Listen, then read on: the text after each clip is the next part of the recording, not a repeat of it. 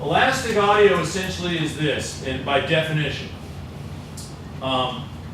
Samples, we talked about earlier, but sample rate is a measure of how many, essentially, snapshots over the amount of time.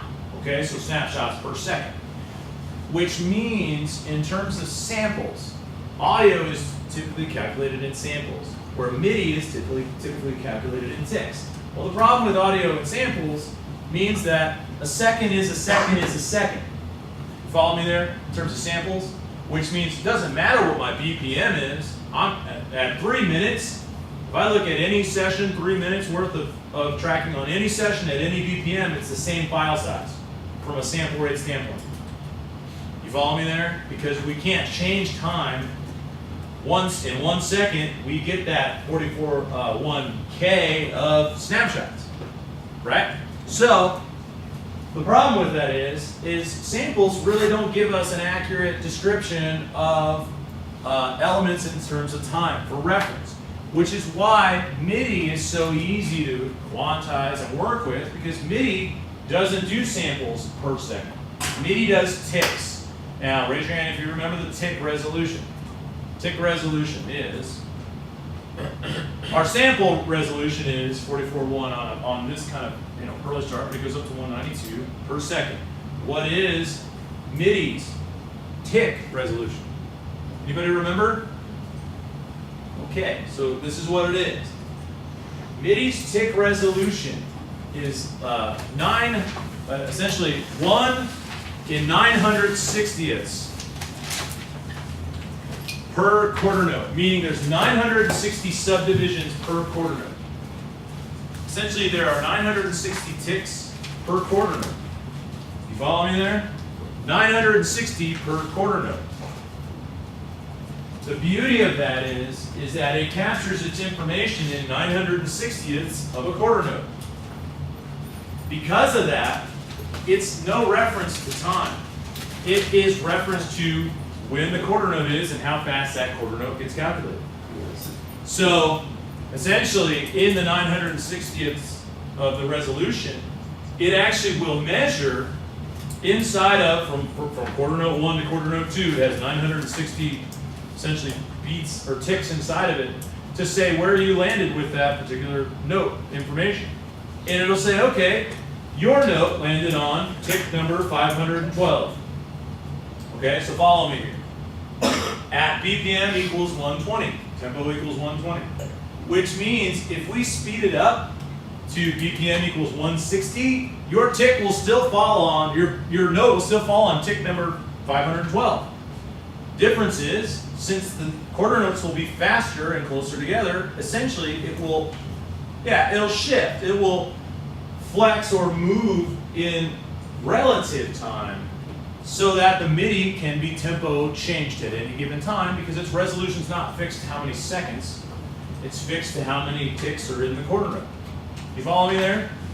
So what they've done is they've applied, through the idea of elastic audio, they took that idea and said, hey, what if we take audio at its base recording, meaning at the tempo it was recorded, and at that tempo that it was originally recorded, we applied 960 ticks per quarter note underneath it, so that if you want to, you can make changes to time that are relative to the bar beat quarter note.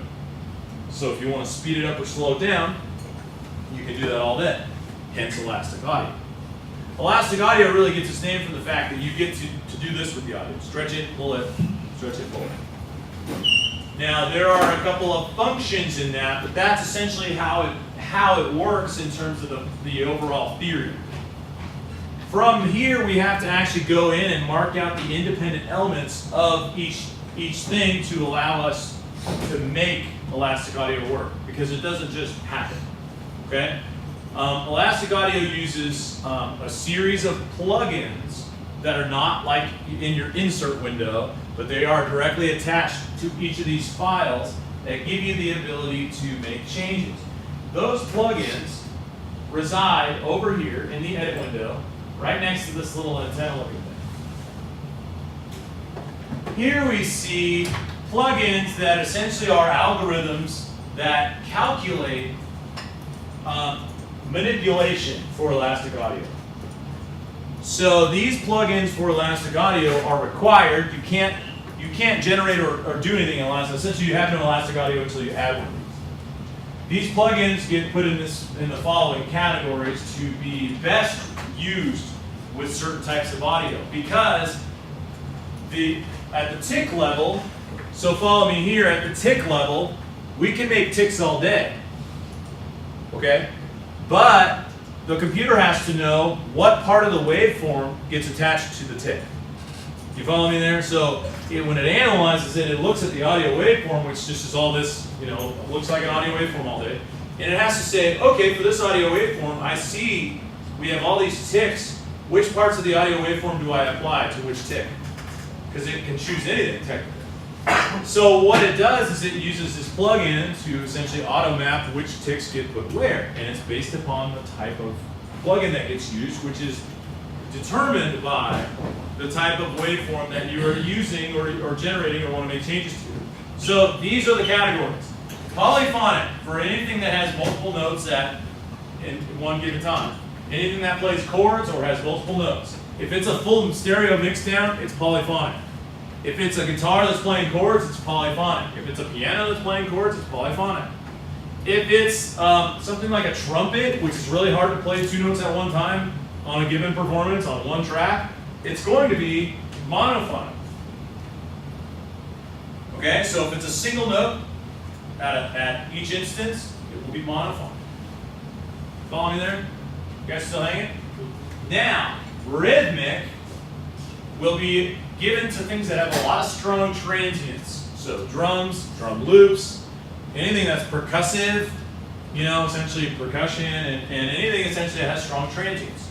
Strong transients could be as easy as slamming a door. Really anything that makes it, yeah, it's there and it's gone again. It's just got to be instantaneous. It's got to have strength on its attack. So transients usually get put in the rhythmic category because it will actually look at in a rhythmic variation, it'll look at all the strong transient points and say these are the places. But in free-flowing polyphony, because a lot of polyphonic things create waveforms that are just strong throughout and don't necessarily have all these extra transients, it'll actually go in and begin to analyze where it would calculate based upon a minute amount of variation. And it'll make changes. Yes, sir. So what if you select the wrong one? Like let's say you're not sure, and you just select, let's say, rhythmic and then. Well, the best way to the default preferred, if you do not know which one you should pick, is polyphonic. Because polyphonic will also calculate, it just is more sensitive, essentially, to rhythmic values. Whereas the rhythmic is expecting rhythms, so it's a little less sensitive because it's also thinking that there are sub-rhythms inside of the rhythms, which you'll find anywhere. If you're playing drums, you'll hear little nuances that don't belong to the rhythm. Just little movements, and that's why it's basically has a higher threshold for settings. But if you accidentally pick the wrong one, typically it just gives you a little more degradation of the audio. I'm going to tell you this, okay? Elastic audio is not perfect, and it has its limitations. The X form rendered only is the elastic audio plugin that is essentially high fidelity, high definition at all times, because all these other ones run in real time until you actually process them. You'll actually have to commit the audio. I'll show it to you, but these run in real time, whereas this will only run in a rendered state, meaning every time you adjust something, it'll print it, and it'll run it in a printed form, which is kind of painful because it takes a while to do every time you make a change if you're trying to figure it out. Varispeed gives you the ability to make pitch adjustments to the elastic audio on purpose. So if you want to do a wind up and you want it to go, ooh, that pitch will only come from using a Varispeed plugin, because all these other ones are made so that they don't adjust pitch. Meaning if you speed something up or slow something down, the pitch and frequency should not change. So Verispeed is designed to do it on purpose. Did you have a question, Nick? Yeah, what was monophonic again? Monophonic is just single note. Single note. Single note performances. And the polyphonic was? Vocals, single vocals are monophonic. Multiple notes, polyphonic is multiple chords, stuff like that. Now, what was I into? I was talking about something else. Oh, okay. For a given session, when we use elastic audio across multiple tracks, it will call for a mix match of the whole thing. So you'll have to go to rhythmic things and make them rhythmic. You'll have to go to polyphonic things and make them polyphonic. You'll have to go to monophonic things and make them monophonic. But here's the real catch, okay? We talked about this a long time ago. And it really comes down to frequency resolution. Frequency resolution will give us, a higher frequency resolution will give us more opportunities to manipulate audio in elastic audio forms without severe degradation to the audio. Because of the fact that we'll have more samples to work with, which will alleviate any unrealistic performances. In other words, if we took a 44.1K and we made it half, essentially twice as long, slowed it down by half the tempo, it essentially becomes a 22.05 in sample rate form, which will make it sound very artificial. But if we started on a 88.2, then our final destination would be more realistic of a 44.1, which is why those overages become very beneficial. And you'll see a lot of people that do manipulation and sampling and this kind of thing do a higher sample rate, knowing that, hey, this will give me a lot of room to flex and manipulate my audio without creating unrealistic sound. Did you have a question? I'm sorry, Kyle. Were you? No, I was. You good? Yeah. Okay. So we're going to do a couple things, and I'm just going to show you a few variations of what this looks like. Okay. I would write this down for me real quick, and I'll show it to you. And I put these in really in little categories. So make a space underneath each one of these. That way you have a little bit of room, because I'm going to mention these now, and as we go through them, there's going to be a couple of things that you need to do in order to apply. In the book, you'll see this. You'll be asked about this on the final exam as we get to the final exam. This is going to be stuff that you want to know. I'll tell you why you want to know this, because this is one of just a few of the benchmarks that Pro Tools has hit in terms of advancement in the last 10 years. Pro Tools in the last 10 years has only seen a couple advancements, one of which was the open use of any interface you want was a huge one. The other one really being elastic audio. Other than that, higher track counts, they've been giving you more and more 5.1, 7.1, they're getting into 9 and 10.1, and it's getting kind of crazy with that. But this is a more realistically useful tool. You see what I'm saying? And you'll see this here. Okay, number one. In terms of, so there's plugins, but then there's actually what type of elastic editing that's taking place. The first of which is the telescope warp. Okay, and we're going to get into, I'll show you how this whole thing works, but let me define it for you real quick while we're talking, and then we'll make it all work. Telescope warp will do this to your audio, and I'll show it to you when we get to this, but telescoping will essentially keep the beginning part of your audio in place, and it will stretch or extend the other part of it. So essentially it will allow you to stretch out how long you actually want to apply your audio.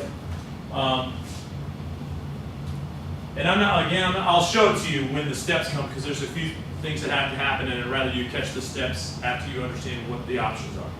Because it's kind of weird. It is kind of weird because there's an order to apply the steps. And I actually, what's really surprising, I learned this at I went and did Pro Tools training for Pro Tools 8 almost 2 years ago when Pro Tools 8 came out. They sent me to do the instructor training course they were doing for basically instructors. And they were talking about this whole elastic audio principle, and one of the most elusive parameters about it is the fact that in order to engage certain elements of the type of warping that we'll do in elastic audio, you have to do a simple series of steps that if you do in a reverse order or in a without the certain amount of steps will create a different type of warp. So it kind of gets weird. So I'll walk you through this, but you'll follow me. Telescope warping. Then we have accordion warping. Okay, accordion warping essentially is the idea that from a center point, you'll pick a center point and you'll be able to stretch on both sides of that center point. Meaning you can pick a fixed center point and you can make it longer on both the front end and the back end. Essentially you're being able to do it like this, either shrink it or bring it out from the center point. So essentially it's just accordion warping it. Essentially just bringing out from a center point. Just imagine an accordion. They did a good job of at least naming a specific point where they seem like they match their descriptions.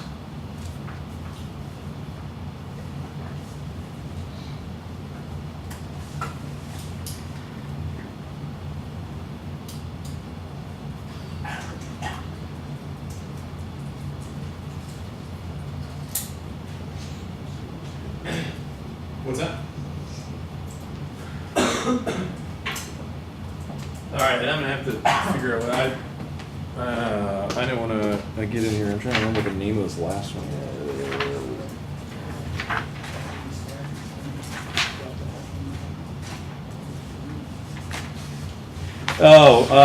Okay. The last one that we use is known as range warp. Range warp essentially is the one that we'll use a lot overall, but you'll see the ease of use on the other ones. Range warp means that you'll be able to actually select a section and isolate just that section where you can make changes to just in a very small parameter. And I'll give you great reasons why. I'll tell you exactly why range warp is fantastic. Okay? Raise your hand if you've ever edited vocals. I edit vocals a lot, and what I find is vocals are the most inconsistent instrument that exists in the world in terms of timing. Because they a lot of times float inside and outside of time. You'll hear, especially with specific genres, you'll hear people fall off the back of the beat, move to the front of the beat, and right in the middle, all in the same phrase.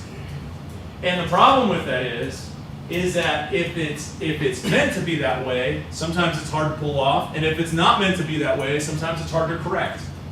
Because the real problem comes with the fact that since vocals are overall a moving target, each and every, you can't really go in there and just chop it up too much because you need every syllable to exist, you need every breath to stay as in its perfect order without doing too much to it where it sounds choppy. But sometimes you need that middle, like maybe they were singing Heaven and you just needed that V to be a little shorter.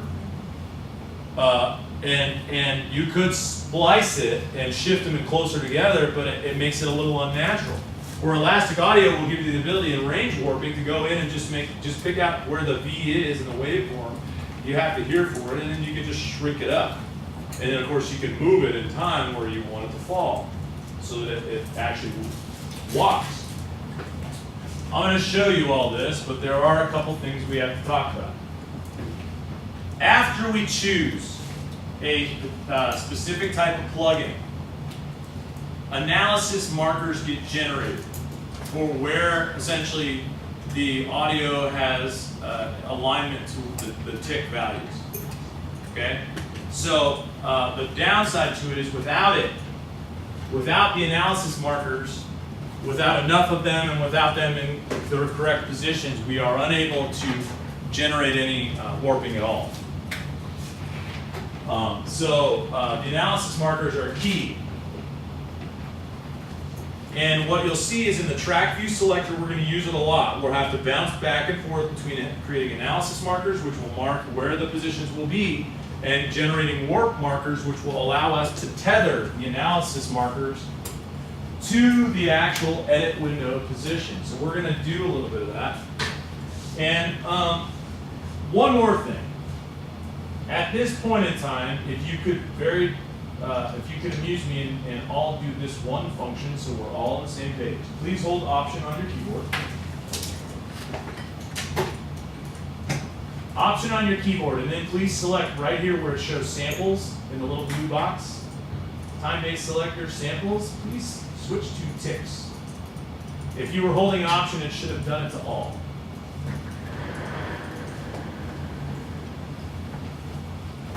We're good?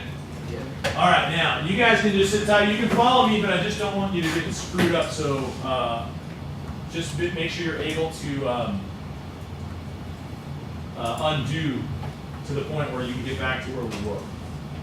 Here's what I'm going to do, and I'm going to show you why, and yeah, life's just going to be awesome. Okay, watch what's going to happen. Actually, do this first thing with me. Please go to the NYC kit, and on the little menu beside it, please hit duplicate.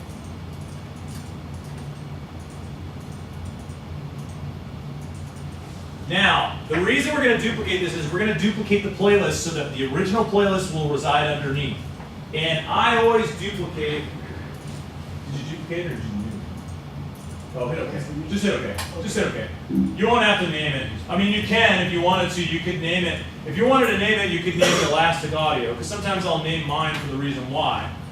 But a lot of times I also keep track of who's who. Now, what that really means is it means that you'll now have two playlists. And we'll want to stay with the new one.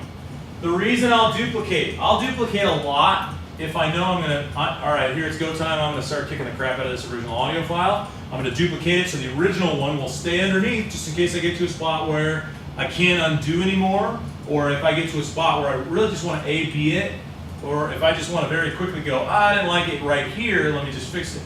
Great example, when I use auto-tune, sometimes when I use auto-tune to go to print, what I'll do is I'll leave the original, and if there's any section of the song that I feel I could go without auto-tune here, I'll just go in and copy the original and paste it back into its place and leave auto-tune everywhere else. Just as a really quick fix, you know, and that's why duplicating playlists is great, because that way you'll always have a running copy of somewhere that keeps track of something that will give you something to go back to.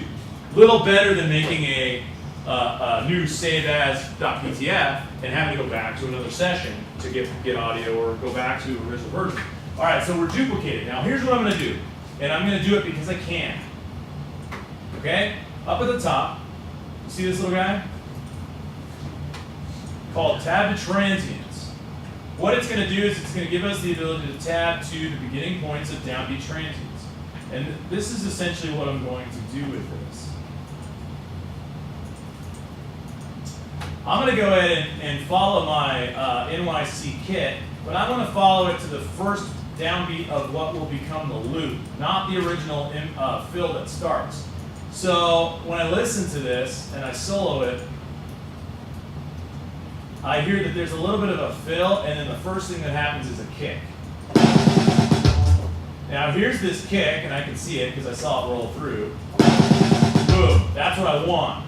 Now, in order to get it, I'm just going to click near it, and I'm going to tab. I'm going to hit tab on my keyboard, and it's going to take me right to that transient beginning spot, essentially where the strength of that puppy is.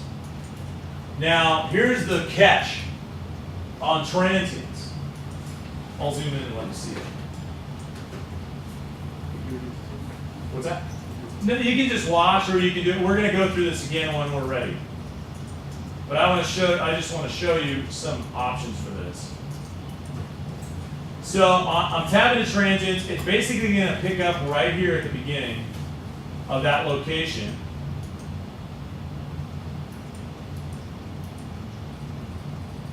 And what it's going to give me the ability to do is mark off exactly where this is. Now, there was a command that I used that I like to use a lot, and I mentioned this to you before. I want to only have, in order to help me determine what my BPM is, I want to only have just one bar. Okay, so all I'm going to do is I'm going to hit Shift Return from this transient spot, and watch what it'll do. It's going to highlight from where I'm at all the way to the front. Does that make sense?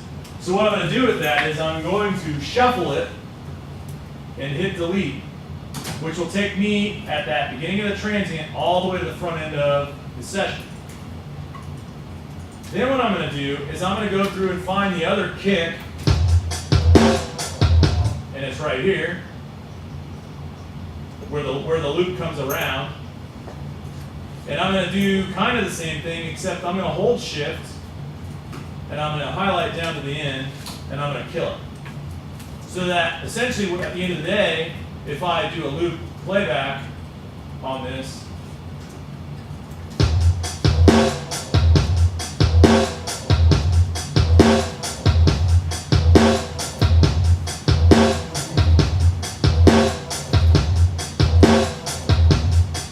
see what just happened? I just cut it up. I cut up the beginning, I cut up the end, run a loop playback to make sure this rolls.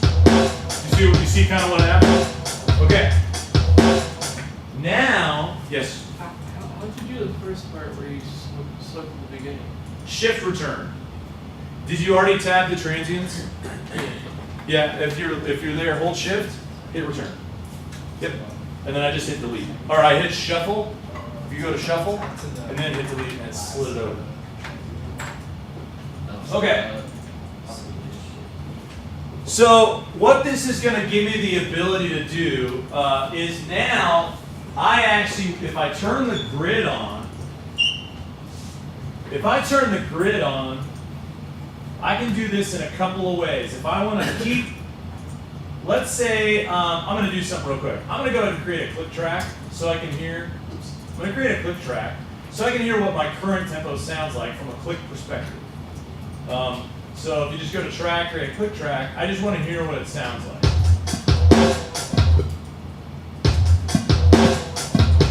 Let me use this.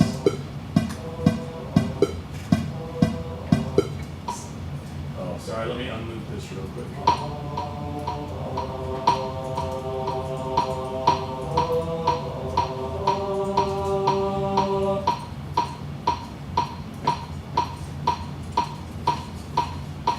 So what I'm asking myself, and the reason I'm running it, is I really actually want to do a couple of things. One, I wanted to hear that tempo compared to my loop tempo, okay? So what I'm going to show you first,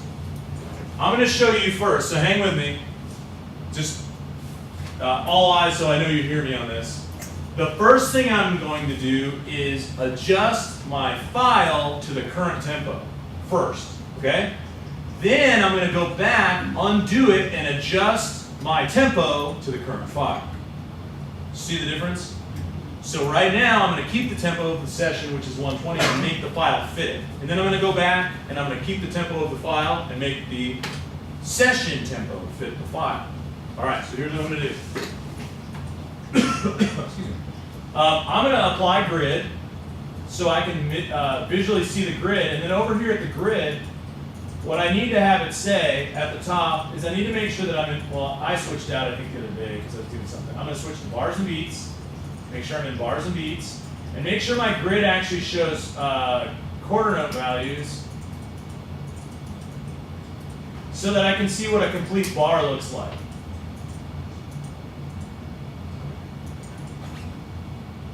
Now what I'm going to do is I'm going to go ahead and apply the rhythmic plugin to my file. And it's not really going to do anything visually here, but what it is going to do if I switch, and this is the big key, I'm going to go to analysis, to the analysis view, so I can see what markers have been laid out on this file. And notice what it did. Do you see how they're basically synced to all the Yeah. So that means my analysis markers are doing their job. They're essentially aligning everybody where they should be applied. Okay, so far so good. Now what I want to do with this is now here's the thing. If I adjust my tempo now while I'm in an Elastic Audio plugin, it will make this adjust with it, the tempo, and it'll keep it in its relative place where it is now. Even though it's out of sync with tempo, it'll keep it at that out of sync relativity as soon as I change tempo. So I'm not going to do that. Instead, what I'm going to do is make an adjustment to the audio file itself by going to Warp. Now in Warp, I see my analysis markers. But what happens in Warp is I'll go to the grabber tool, and this is what gives me the ability to actually make a warp change. Now notice what happens when I get down here to these lines. You see this? Oh, hold on, let me get out of it. All right, there you go. You see this little bracket that it's showing me? What it's going to give me the ability to do is the telescope warp and watch. If I'm in grid mode, guess what it just did? It just snapped that last point there. So if I back it up and go back to waveform, highlight the wave,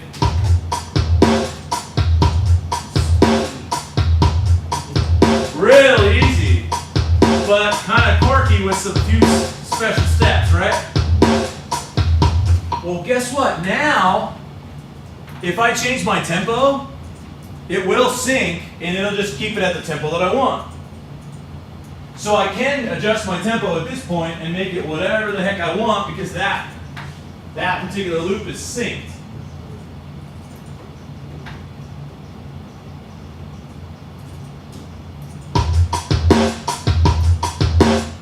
You know, and there it goes all day. Yes, sir. Why did you make it go to the bar? Did you go to, oh, you're on warp. Drag it. Drag it. It'll lock. There you go. There you go. Yeah, and being in grid is the contingent part about this because in grid mode, it will allow you to lock to the bar. So make sure if you guys are following along and doing this, that you're in grid mode before you slide it because then it'll allow it to just link right away. All right, now, any questions on that? What is the one you use to slide it? The grabber, yeah, if you grab it in the end. Yep, and then back it up because it should be, you already spliced this, right? Oh, you did, hold on, do this. Go to waveform on this part, go to waveform. There you go. Slip. Go to the selector. And then click over right in between these two. The next one, right in between. Hit tabs.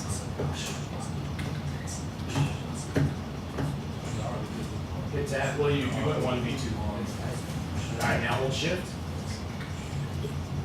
And then click over here. To the right of it. Over here. Oh, is it broken? Okay, click over here.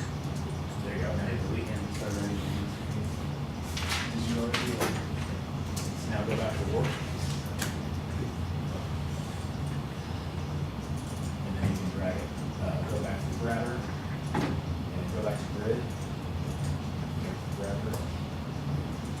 Grab and drag it just so that it's as well too.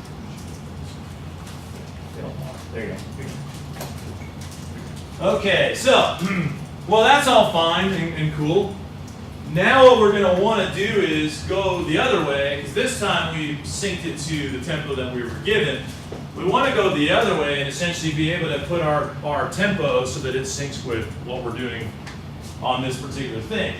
And so I'm going to hit back, essentially undo a couple of times to get me back to where I was before I started essentially manipulating this. And this is where I ended up. So what I'm going to do is I'm going to go to analysis so I can see all my slices. And essentially all I have to do is if I go over and drop my tempo and grab the little bar right here. So if I drop my little tempo mapping area and I grab the little red arrow thing here, what I'm going to try to do is make my grid sync to the locations that I see. Oh, I guess I have to, oops, I'm sorry. I have to undo my audio plugin.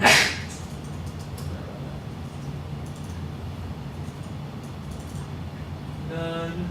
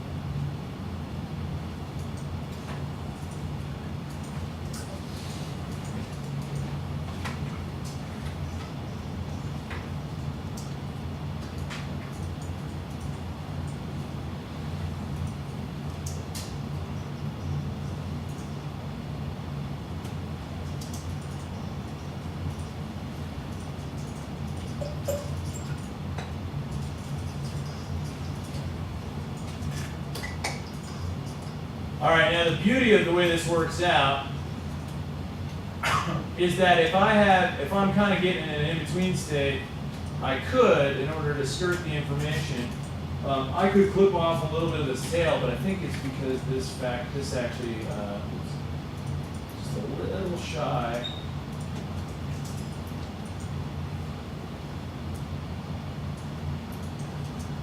More than likely because of the drums not being 100% accurate. Go 137.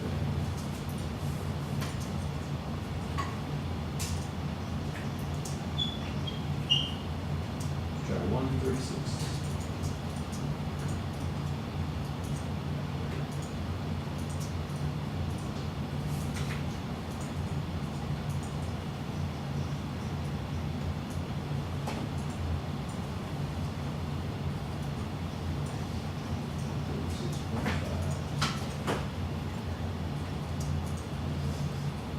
There we go, 136.5 it is.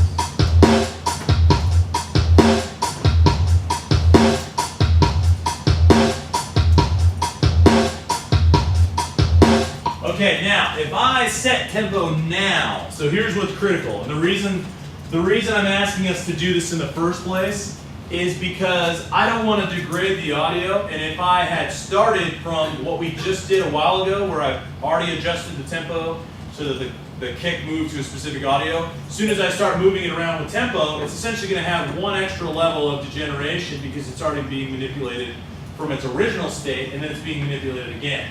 So what I'm going to do instead is try to get the grid to sync at this point so it's all on click, and now what I get to do now is if I go back to my plugin and go back to rhythmic, now anything I do with my BPM will actually be adjusted overall with this, so that if I want to change anything about my tempo,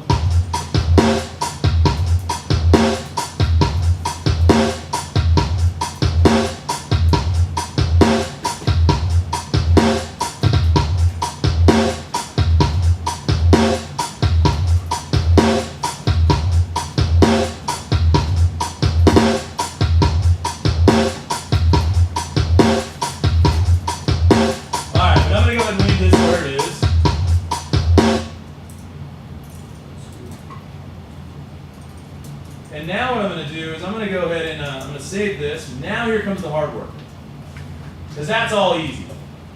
What I'm going to do with this is, and this is where it might get a little dodgy, okay?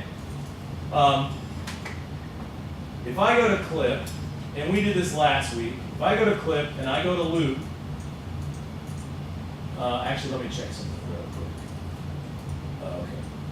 If I go to clip and I go to loop, I'm going to go ahead and apply some looping, and I'm going to hit enable crossfades. Because of how this only is one bar, I'm probably going to want a few. I'm going to go 32 on this. Yeah, that should get me. Go ahead and select clip, loop, and 32, but you have to have this region highlighted first. So I mean, if you're with me so far. Let's see. How many of you have kind of left the audio raw? A few of you. Eros. Okay. Looks like most of you're supposed to be training. Eros, let me fix yours real quick, and then can you make your BPM say 136.5? And then, because here's from here on out, this is where we're going to go together. And Rocky.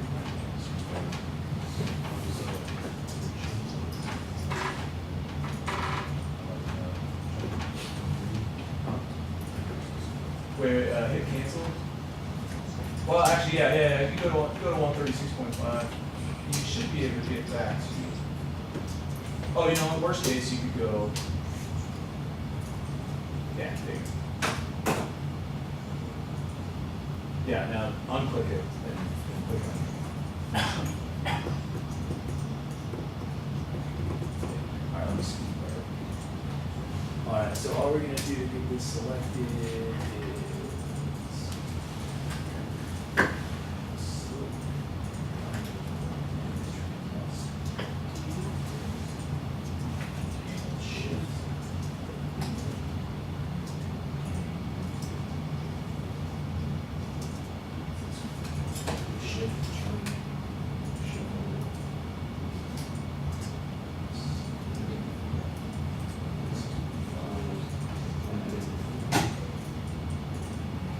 I need to know if you're done too. You got it. Bullshit.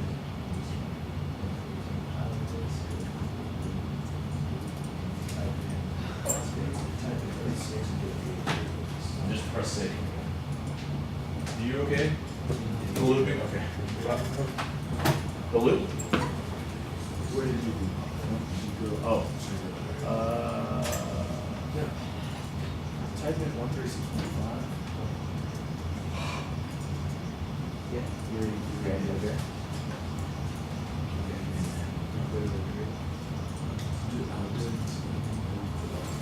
You ready?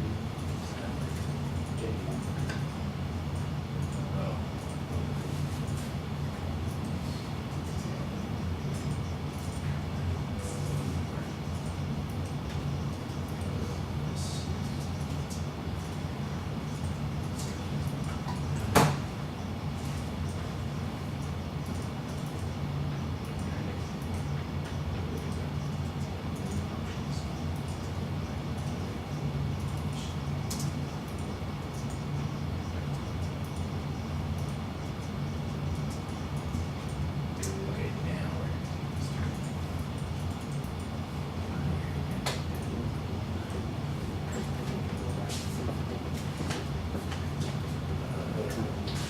okay, so go to 136.5, type in 136.5.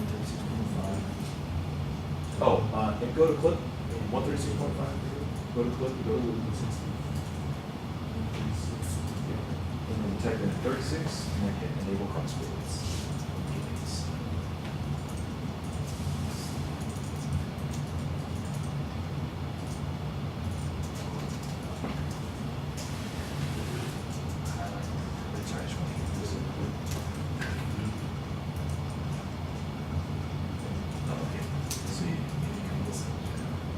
So what we'll do is tab the transients in here, tab this first one.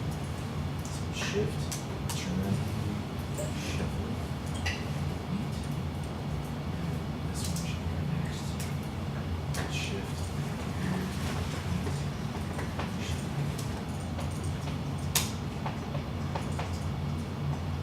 alright, and now we're gonna take this two.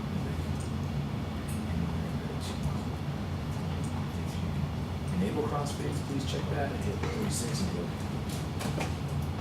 Make sure you guys save where you are, because this might poop out. Yeah, that looks right. Is it 136.5, is that your tempo? Just make sure you change that. Okay, so all we're gonna do is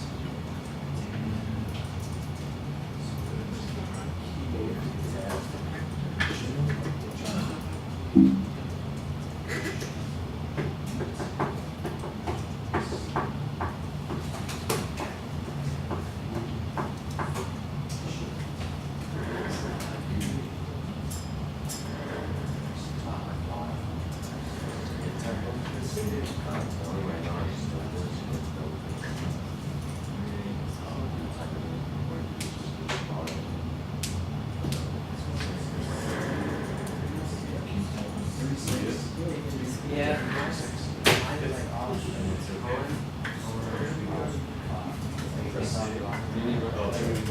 Well, I did redo it, but I didn't. I had tabbed it and I cut it. Oh, no. Well, actually, you can, but, I mean, it doesn't sound good. It'll only change it for just the first hit. Just do it right here. Yes, I already got it.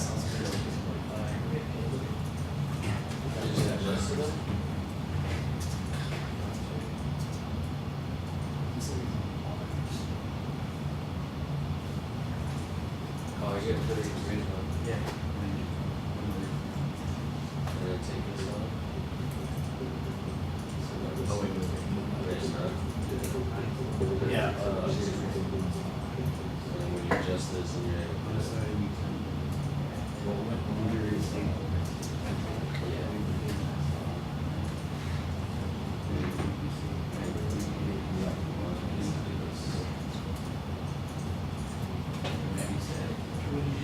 If that's on.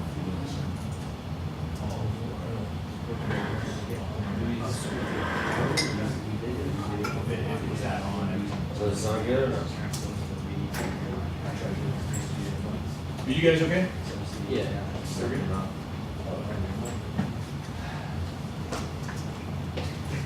You kidding me? It's 10 o'clock. Is it really 10 o'clock? Yeah. Oh! Yeah. It's a freaking break. No, we're good, bro. Not sure what happened. Well, man.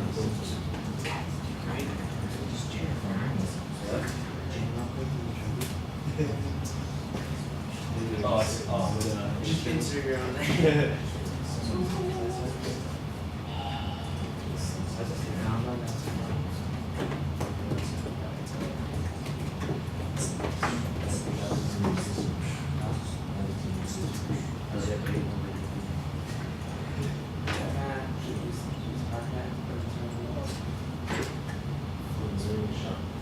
Yeah, you gotta make some, I think, keyboard.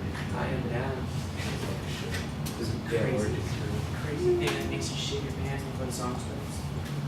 When the song starts, you shit your pants again because of how awesome. Yeah, I'll create the rhythm with All right, we're all here. Bad news is we have to take a break, or else we won't be on. And we'll come back and we'll do the next thing, so we're fixed and ready to rock. Cause pretty cool, huh? And the next thing we get to do gets a little more elaborate. It's not as easy because we're gonna have to go in and manually do some things, but it's still pretty cool and overall because it means that we won't lose it. We won't skip a beat. We'll literally get to be 1 for 1, and we won't have any audio loss, which is huge, and I think a huge benefit to why elastic audio is important. All right, let's take a quick 20. I'll check what time it is, and then I'll give you the time reference.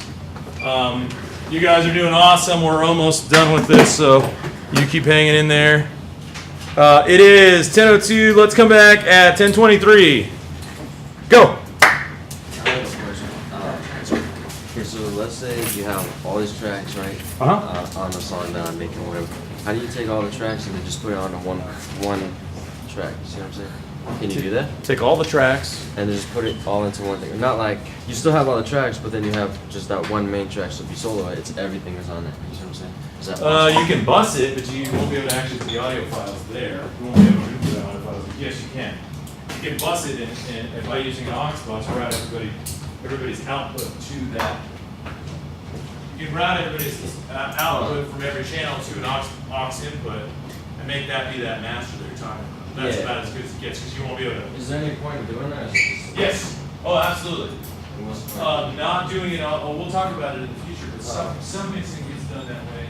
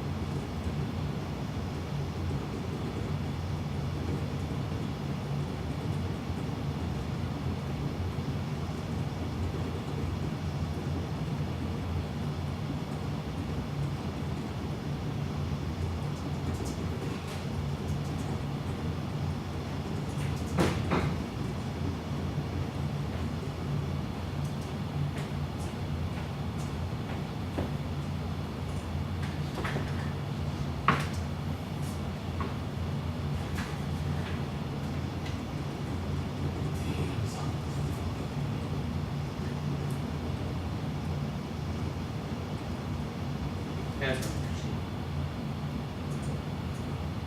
Did you put piano? No, these aren't these. Oh. I just give it this.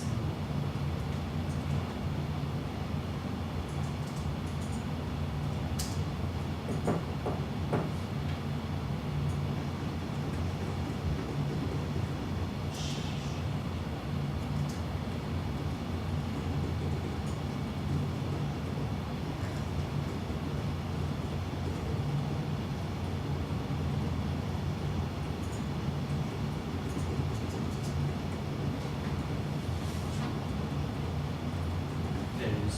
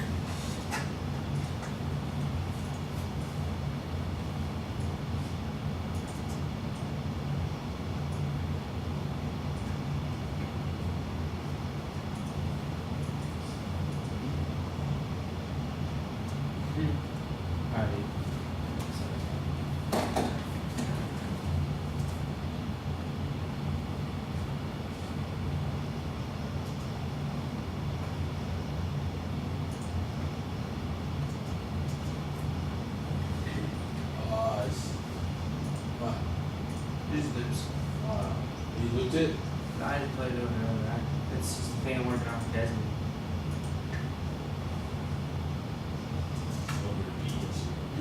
Decide. You're not over This Desmond got a beat already and he used like some chords or something like that. So I changed it to reverb. But I just practicing now. Yeah, I really don't shit. Does it go wild?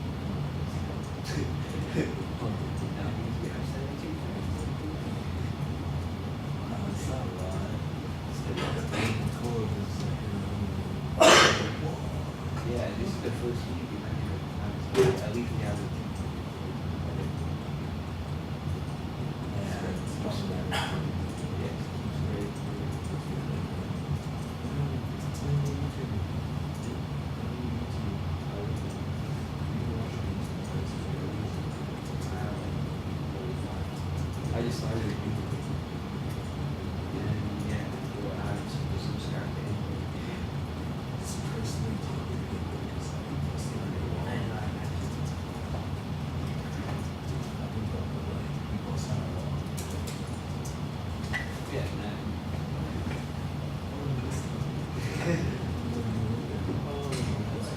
Check it out. YouTube. If we get like 200, right?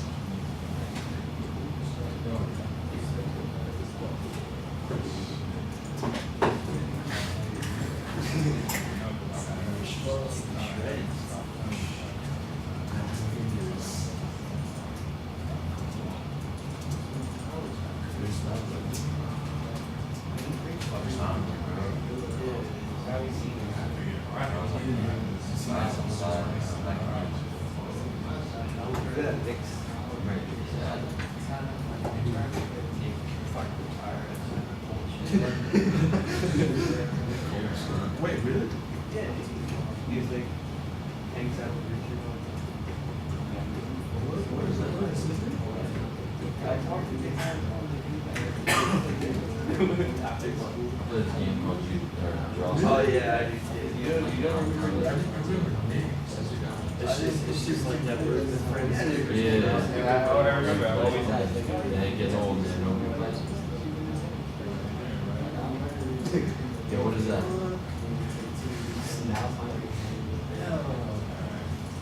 So that's why it's so kind of like I thought you were eating what?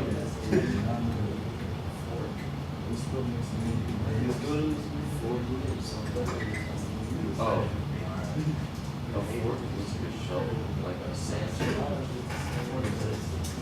Hold on, let me see the letters.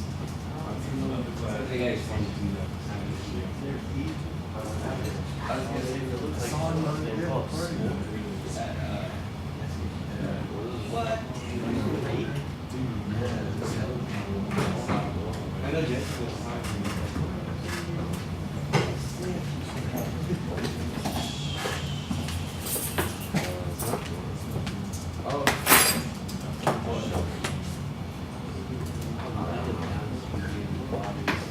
All right, we're gonna pick up where we left off. Get this thing knocked out. All right, so far our drum kit is synced. What I need you to do now is if you go to the SATB interleaved,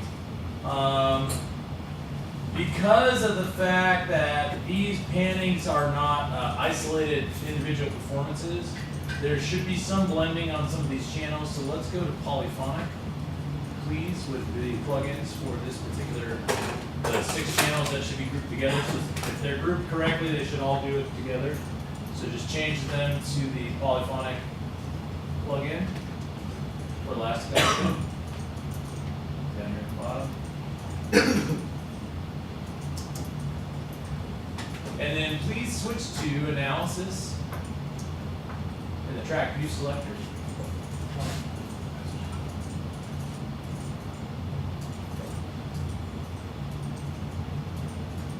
And you should see, you should be seeing this.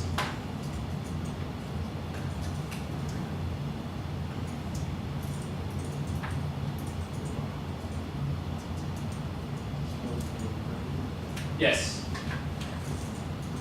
Wait, you select polyphonic mode, You go to analysis in the track view selector.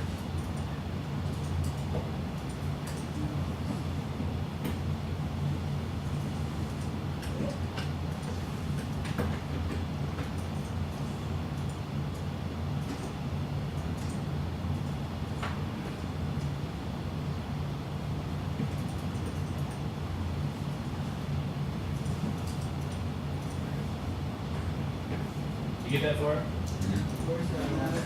Yeah, right there. Where it says waveform, the track deselector, switch to your analysis.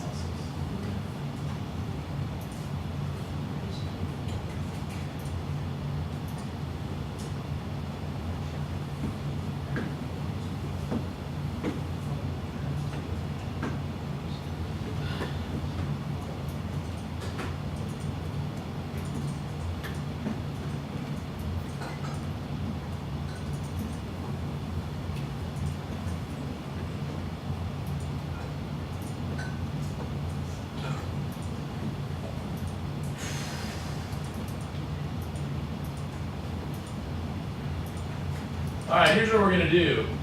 From here, you should have, you should confirm that you do have analysis markers in the first place, correct? They don't? You make sure you're zoomed in far enough. Oh, you're good. Back out. If you zoom back out.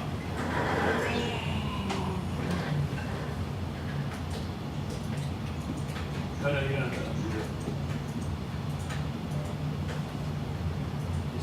Yeah, just hit go ahead. Go redo it. Redo.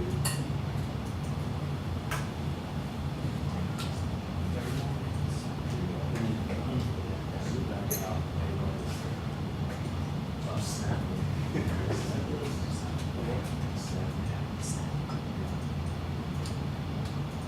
Yeah, there you go. Now as long as you're seeing analysis, confirm. We're going to go to warp from here, okay? And what we're going to see are a couple of different things that take place at the warp, from a warp perspective. Because this file fires off at the very beginning, meaning as soon as you push play, it begins to play, we won't have any dead space to have to worry about at the front end. But what you'll see is we will have to make accommodations for the overall tempo based upon our warp marker.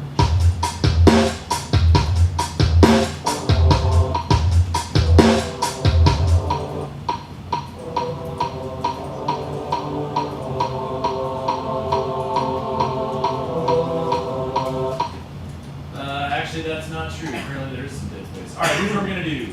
Please get out of warp real quick. Go to waveform. Grab your selector tool. Go to slip. Click anywhere near the front and hit tab. And hit shift, return, just the way we did this a while ago. Go to shuffle and hit delete. It's going to basically throw your file all the way to the left based upon the transient. So you should have gone to waveform. You clicked in the beginning, hit tab to hit the first transient, hit shift, return. Yes, go back to waveform. Okay. Click at the front. Click it right there in front. Look, front. Yep. Hit tab. All right, hit shift, return. Okay, shift, return. Yep, and go shuffle and hit delete. All right, yeah, so help your friends out. Thank you guys. So we should all have the same, we should at least have the same starting point from all of them. Now, the rest of it is where it gets quirky. So we're going to go ahead and go into warp. Oh, whoops.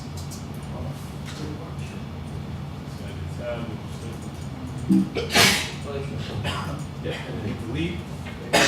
Go to shuffle and hit delete.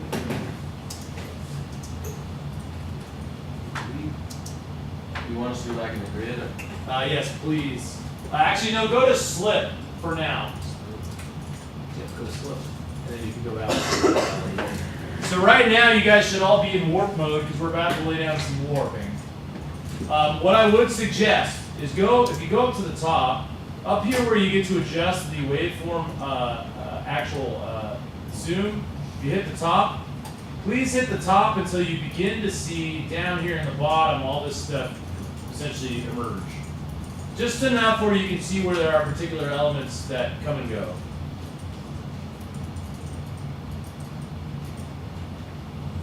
What we're going to do with this is if we use the grabber tool, please go to the grabber. We're going to actually need to select a couple of different things to figure out how we're doing tempo-wise at some specific markers.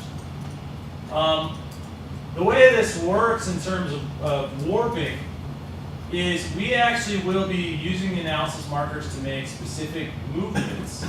But you'll notice that specific movements will also affect the rest of what's going on down here. So if I grab on this one, which will induce telescoping, it will telescope the whole thing. And so what we're really going to try to do is try to get an overall match, and then we'll have to go through individually and make adjustments.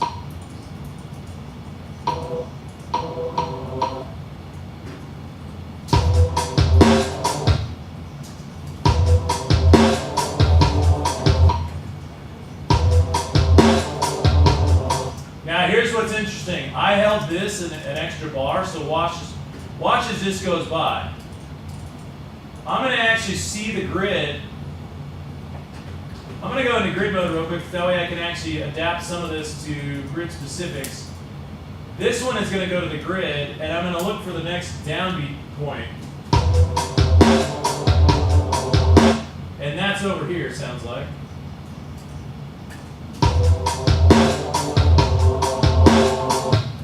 So here out now it's basically going faster. I'm basically going to move my analysis markers to align with grid points so that each particular element will lock to where they're supposed to reside. But here's the catch.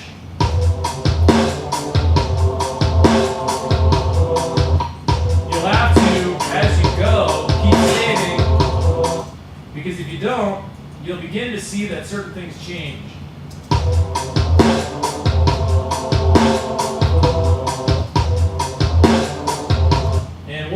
One way to lock it is to do this. So real quick, from where you are, as soon as you lock your first measure so that it lands on the downbeat, you're going to go and grab the pencil tool, and right where that downbeat gets synced, you're going to actually add a marker here. And what it's going to do is it's going to mean that anything you adjust over here will no longer touch anything to the left. So now if we go back to the grabber tool and we make adjustments, I think the next downbeat was here. Notice none of this got moved, but it moved from here inside of here.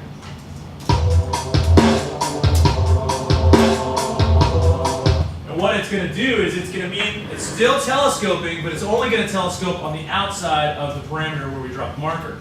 So for each bar that you complete, like I just completed bar 2, I'm going to go back to the pencil tool. I'm going to drop a new marker right here at bar 2. I'm going to go back to the grabber. I'm going to keep walking over here and find the next location for where my next downbeat should fall.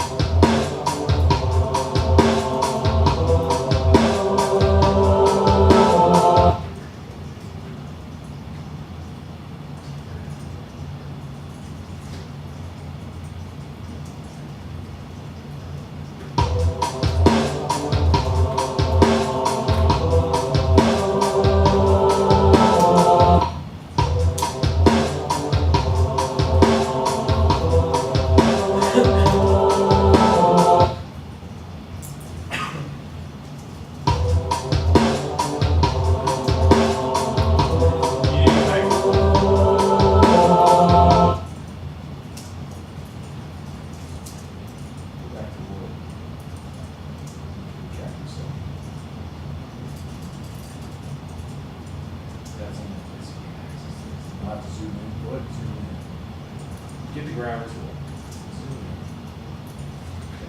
And on your first instance, you're going to be looking for where the grid. You might need to turn the kit down just a touch. Just turn that nice. Just set up the Alright. And you're looking for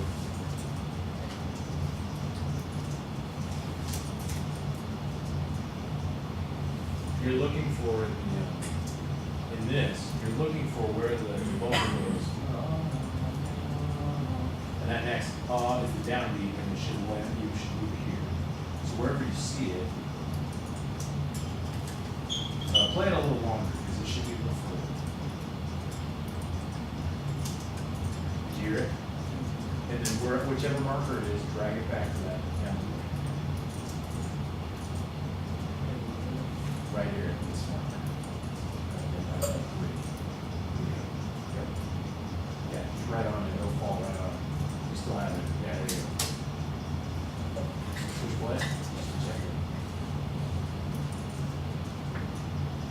what it's going to do is you'll only be able to do these one bar at a time. So when you push stop, oh, I'm sorry. Here, zoom in a little. Stop right here. Just copy lost.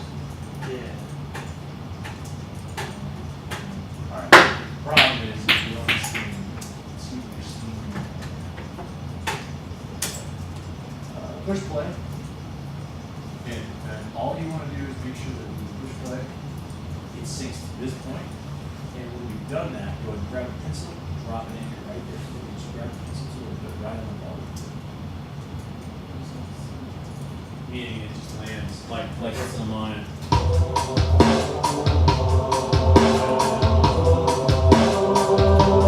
So they're basically just landing on, yeah. And when yours is synced, and for one bar, you'll just click on that bar with the pencil, and it'll keep it there. And now you go on further down and try to make sure the next bar now is landing on the next bar. And then when you're done, you'll lock them by hitting the pencil. Let's see. Do you either learn how to do that again or come back to your show? Yeah.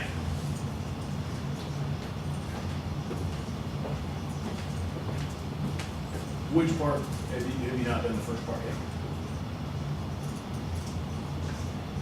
All right, go ahead and listen to it.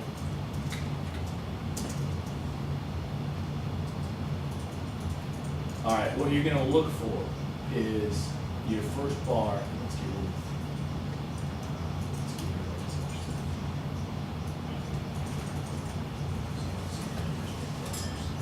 You're gonna go to grid mode, and This you're all gonna shows listen for- for where the downbeat falls of the vocals. So you need to actually hear those guys. This one shows. So you're gonna listen for where the downbeat is.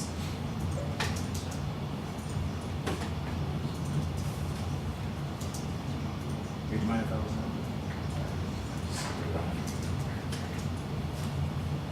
Oh, yeah.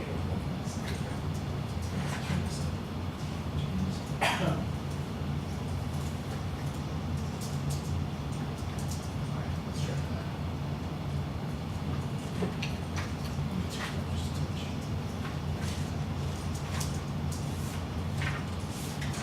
Pull up yours just a second so we can hear.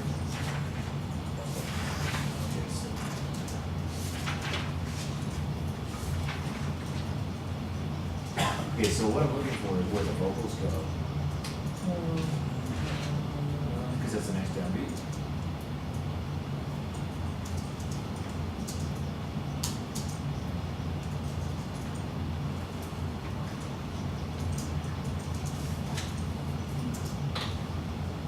Oh, yeah.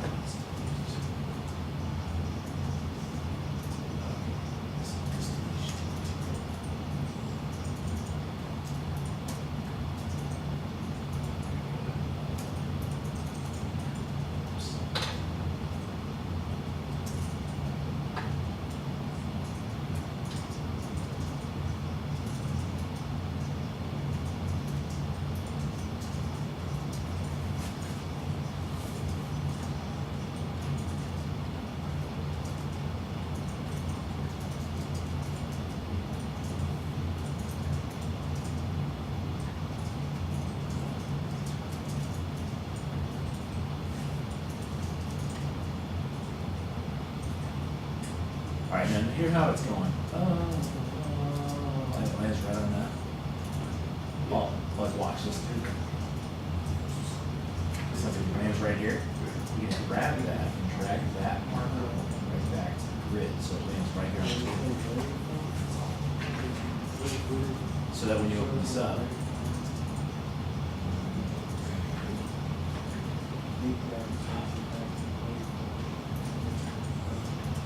and then all you're gonna do is grab the pencil tool and you'll lock this position. You'll put it right on the side. And that one will be locked and it'll stay there. So now you'll do it on the next bar and you'll analyze for the next downbeat. It's up it's right here. Grab that. And downbeat. Right here. This.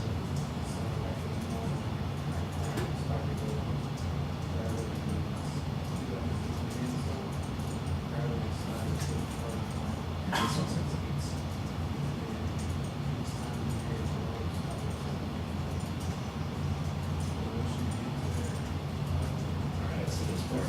You see what I'm doing? How I'm doing this? Right? And so I'm gonna go to the next one.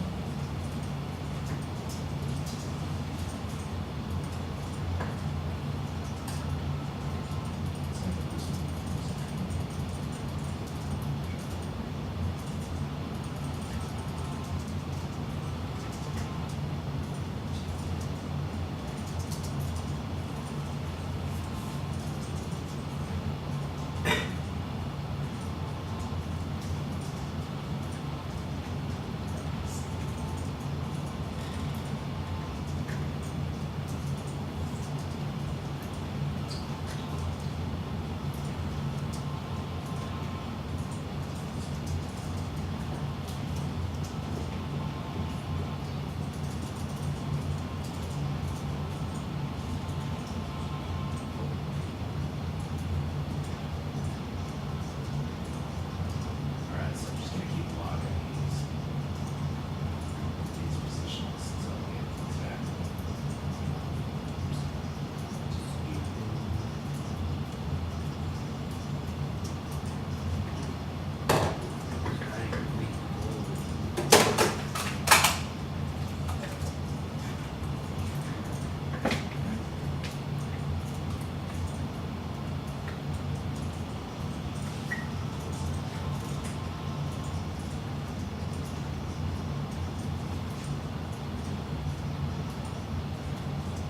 And then you just keep trying to align these so that they go with the tempo based upon moving the grids. As you get each bar locked in, you put a new point to lock it. Okay, you'll just lock it by applying. As soon as you put in a work marker, it'll lock it at that position, and it won't allow it to free flow. Oh, here's the problem. You have to have these tracks.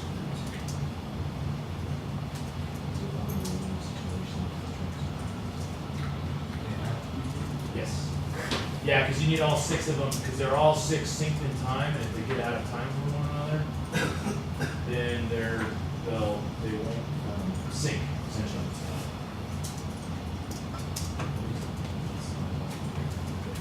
And that way you can just do one shot per each instead of having to do all individual. Lock it up to the pencil tool and do that. Yeah, you'll just go to the pencil tool. When you like where it's at, go to the pencil tool, and after the bar that you just fixed, at the end of it, just add a little, you'll just click on it, add a little mark. Essentially, it'll just do this, and it'll lock it. It'll mean this won't move unless you get inside of it and move it. And everything else you do to the right of it will still continue moving as you go.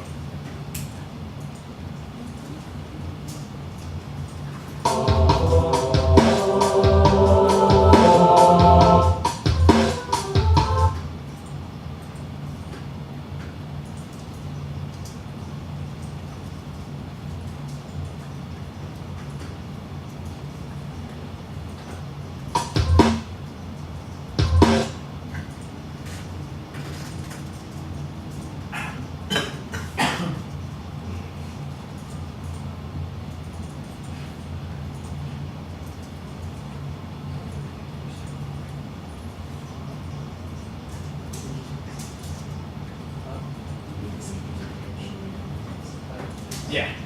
Yeah, I mean, just to give you some sort of reference of time.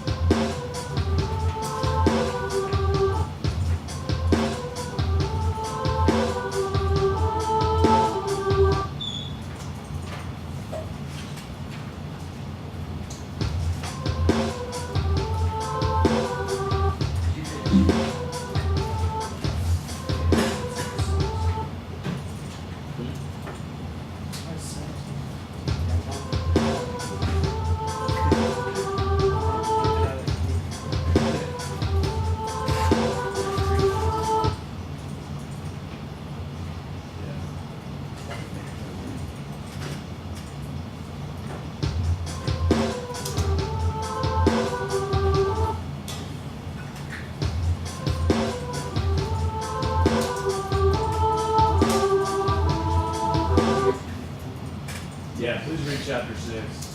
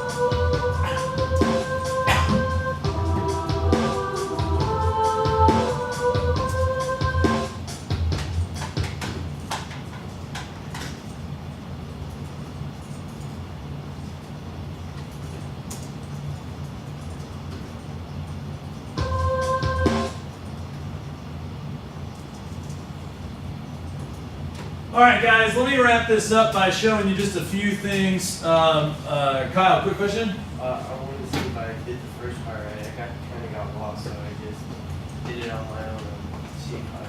Yeah, first one.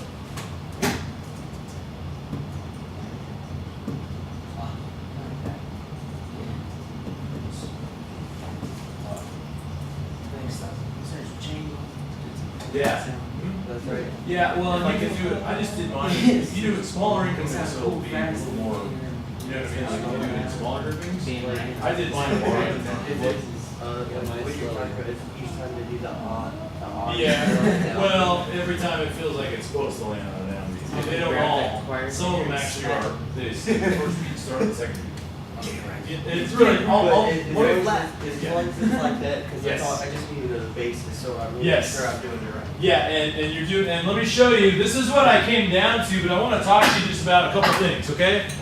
The reason I gave it to you like this is the worst case scenario. In a normal situation, most of the time you're already synced to some tempo. This was actually a free conduct, meaning that in Sibelius, which is where this gets generated, you guys will be working on this a little later on in your program, but essentially you just tap in your own tempo instead of being a strict tempo. So this is free flow. But the reality of it is this teaches you a lot of what you'll do in terms of manipulation. So if this was a vocalist and we weren't using the grid, we were using slip, and we wanted to get down in here and say, oh, you know what? This word right here, it just needs to be a little more this way. We get to do that as long as we have the range warp on, which requires one warp marker on the inside and one warp marker on the outside. And, well, let me show that to you again. I'll zoom it back out so you can see it. As long as I have any two warp markers, if you guys can see this, I can do a range warp, which means right here I can essentially say, hey, this is going to go a little more this way than this way. Which is awesome. And then as I go to the end, which is, I just want to show you real quick, when I go to the end here, my last note, and I'll play mine for you as you guys are packing up, but my last note, I just want to elongate it a little more, because so far, this is what I have at the end of my, at the end of this whole thing. This is what I have, basically. A little short for my liking. So I'm just going to take it out until I go red. Now the red means you've basically you're out of the safe bounds for the sample. So did you hear how I just extended that ending? Yeah. And that's nice because in situations where you're working with audio and you're like, oh, I wish the guitar held it a little longer, or oh, I wish the cymbal splashed out just a touch longer, it make it feel a little more natural, you can do that. So this is what I ended up getting to when I got done with mine. Well, let me turn this up a little bit.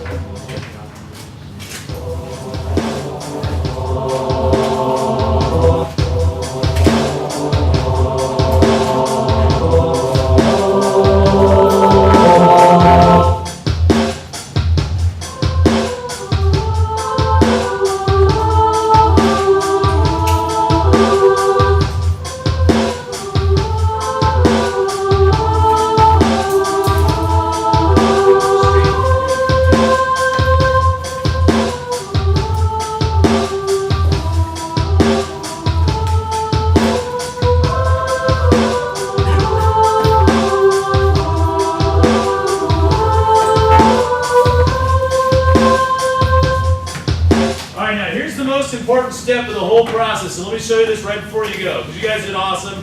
High fives to all of you. Watch what has to happen.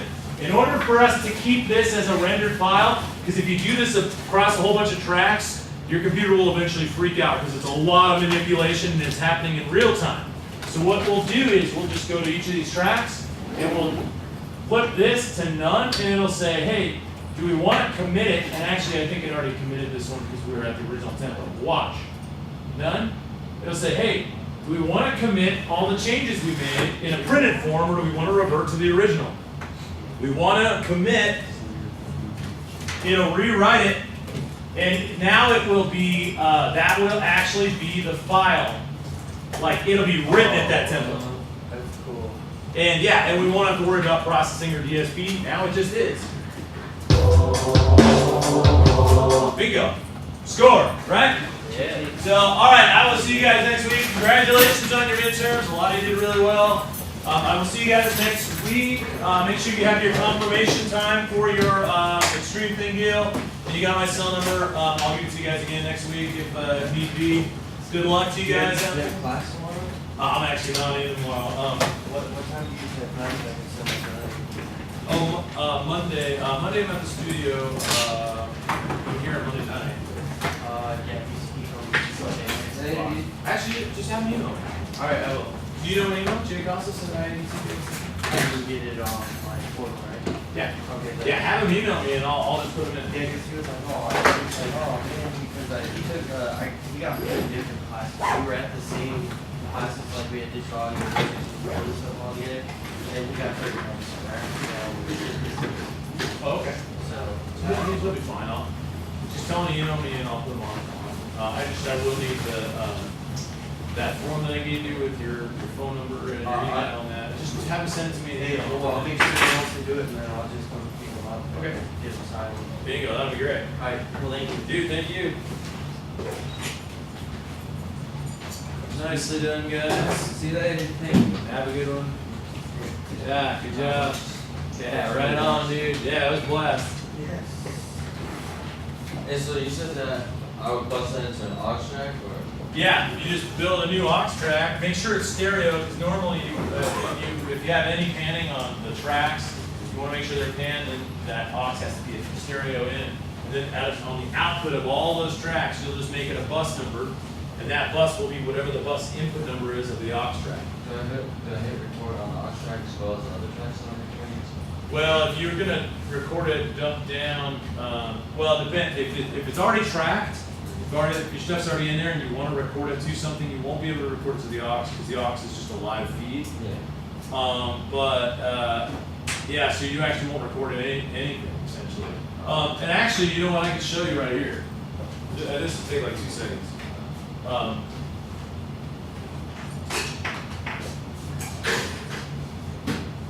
If I go to the mix window and I just go, well, there's two. What chords is it? We have 10. Bingo. Okay, then watch. All you'll do is this. For the tracks that you want, hold shift, hit the nameplates. So all the nameplates are highlighted for the tracks that you want. Okay, and then you're just gonna hold shift and option, which means it'll do it to all those guys, shift and option. And you'll go to the output and you'll say new track. And what it's gonna do is it's actually gonna generate a stereo aux input. And you can call it whatever, like if this was like let's just say this is the Vox mix bus. I might just call it Vox Master. And then it's going to create it. And then everything that happens will now be played through this. Now the key is you'll have to solo save it by hitting Command S, or you can solo save all of these and just have this be solo operated. So it's kind of dependent on how you want to do that. If you were to highlight everybody else and hold shift on their nameplates and then hold shift option, and then hit command on their solo.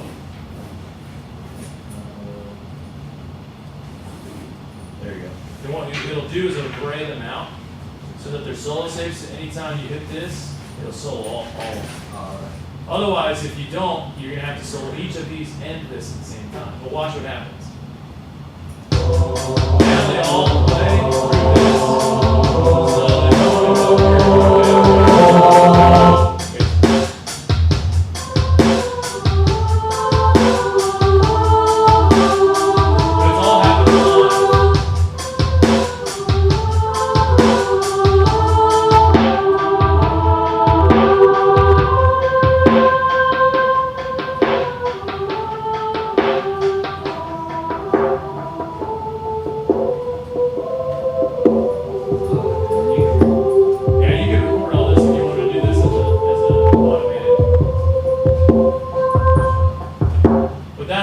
Essentially, that's what you really get out of doing it this way.